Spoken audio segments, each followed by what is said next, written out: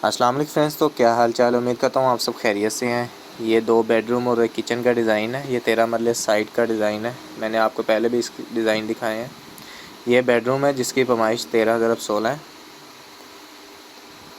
और ये भी एक बेडरूम है, इसकी पैमाइश है 13 × 18 है। ये लंबाई में ज़्यादा है। जैसे आप देख रहे हैं, इसकी अभी हमने दीवार भी बनानी है।